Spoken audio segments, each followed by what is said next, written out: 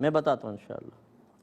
ایک ہی کویسچن کیا تھا کہ کسی شخص کا انتقال ہوا، اس کے بچوں نے، وہ شہر میں تھے، وہ گاؤں سے، ان کا آبائی گاؤں بھی ہے، تو بچوں نے وہی جب انتقال ہوا تو غسل وغیرہ دے کر قریبی قبرستان میں دفن کر دیا۔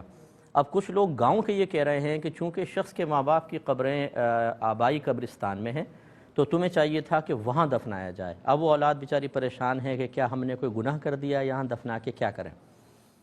دیکھیں مسئلہ یہ ہے آبائی گاؤں، آبائی مطلب شہر، اس کا دفنانے سے کوئی تعلق نہیں ہے۔ دوسری بات یہ ہے کہ اگر آپ یہ سمجھتے ہیں کہ وہاں دفنائیں گے تو قبریں قریب قریب ہوں گی تو شاید موقع ملے گا نکل کے مل لیں گے کہ بھئی کیا حال چال ہے، اور اگر یہاں دفنایا اور وہ سینکڑوں میل دور ہیں تو وہ کھڑا ہو کے دیکھتے رہے گا تو وہ تو بہت دور ہے، میں کیسے سفر کروں؟ تو یعنی زندوں پر اس کو قیاس کر لینا، یہ بیچارے وہ لوگ مشورہ دے رہے ہوتے ہیں جن کو دین سے کوئی لگاؤ نہیں ہوتا، دین ان کے پاس ہوتا نہیں ہے، خاندانی باتیں، سنی سنائی باتوں پہ چل رہے ہوتے ہیں۔ اب ہم آپ کو دین بیان کرتے ہیں۔ دین یہ ہے کہ جب انسان کا انتقال ہو تو اس کو غسل اور کفن وغیرہ کرنے میں تیزی کی جائے۔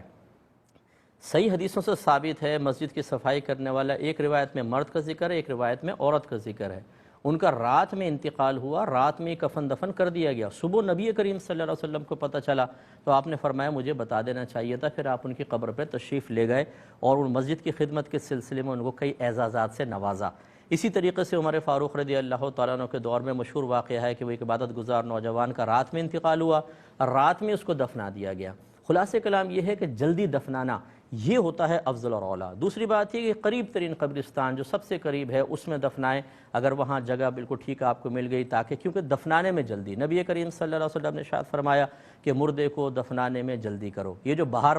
کے لوگ ہوتے ہیں، معذرت کے ساتھ برا نہ مانیں، ساری زندگی ماں باپ کی شکل نہیں دیکھیں گے، کبھی کبھار آ کے کریں گے، لیکن جب ماں باپ کا انتقال ہو جائے تو ان کے لیے دو دو دن تک ماں باپ کو فریز کر کے رکھنا یہ ضروری ہوتا ہے، کیونکہ اٹلی سے آ رہے ہیں صاحب، جرمنی سے آ رہے ہیں، یو کے سے آ رہے ہیں، یو ایس اے سے آ رہے ہیں، ان کو شکل دکھانی ہے، ماں باپ کو تکلیف پہنچے کوئی بات نہیں، ان کے لیے بہت بڑا اعزاز ہوگا، انہیں آنے دیں، پہلے آ کے وہ شکل دیکھیں گے، شکل دیکھ کے تھوڑے سے آنسو بہائیں گے، اس کے بعد خدا حافظ کہہ کر پھر غائب ہو جائیں گے۔ تو یہ طریقہ کار بالکل غلط ہے اسلامی نقطہ نگاہ سے، انہوں نے دفنایا، بالکل ٹھیک کیا۔ دوسری بات یہ ہے کہ جب انسان انتقال کرتا ہے، اگر نیک روحیں ہوتی ہیں یہ سب آپس میں مل جاتی ہیں اور ایک دوسرے سے معلوم کرتی ہیں کہ فلاں کا کیا حال ہے، فلاں کا کیا ہے، فلاں کا کیا ہے، حتیٰ کہ حدیث میں آیا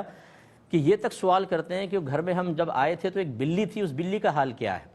اور اس میں پھر بعض اوقات ایسا ہوتا ہے کہ ایک بتاتا ہے، وہ پوچھتے ہیں فلاں کا حال کیا ہے، وہ کہتا ہے وہ تو مر چکا، کہ تمہارے پاس نہیں پہنچا؟ وہ کہتے ہیں کہ نہیں ہمارے پاس تو نہیں آیا۔ وہ کہتے ہیں اچھا، اس کا مطلب ہے کہ اس کو عذاب ہو رہا ہے، یعنی روح کو مقید کر دیا گیا عذاب کی وجہ سے۔ تو خلاصہ کلام یہ ہے کہ یہ فاصلے کچھ بھی نہیں ہے مرنے کے بعد،